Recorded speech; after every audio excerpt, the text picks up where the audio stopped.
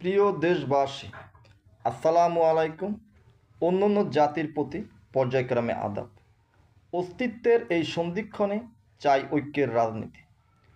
সাধারণ মানুষ বুঝিয়ে উঠতে পারছে না যে ইতিহাসের বিচার হচ্ছে নাকি ক্ষমতার প্রয়োজনে ইতিহাসকে অস্ত্র বানানো হচ্ছে।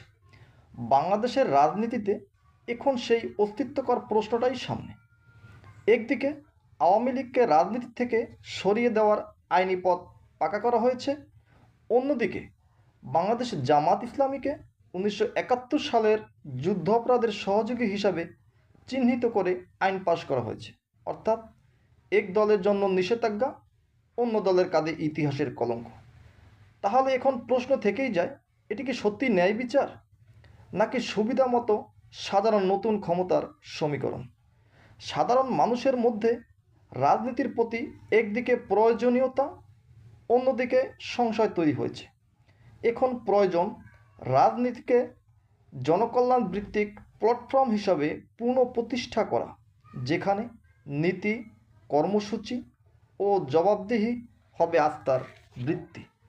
গণতন্ত্র একটি প্রক্রিয়া যা সঠিকভাবে পরিচালিত হলে একটি দেশের জন্য কল্যাণ বয়ে আনতে পারে।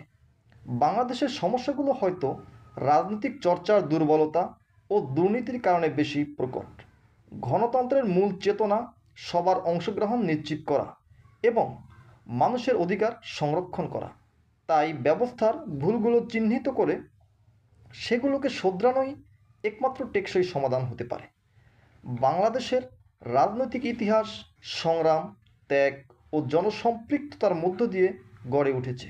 ভাষা আন্দোলন, মুক্তিযুদ্ধ ও গণ আন্দোলনের ধারাবাহিকতায় রাজনীতি জনগণের আকাঙ্ক্ষার সঙ্গে গভীরভাবে যুক্ত ছিল।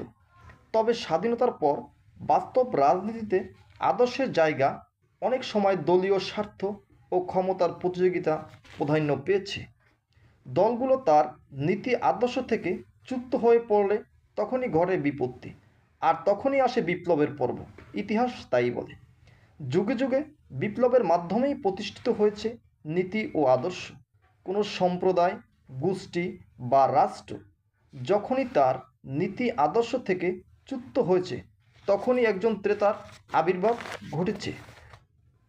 সামগ্রিকভাবে দেশের রাজনীতি একটি স্থিতিশীল ও অংশগ্রহণমূলক গণতন্ত্রের পথ খুঁজছে।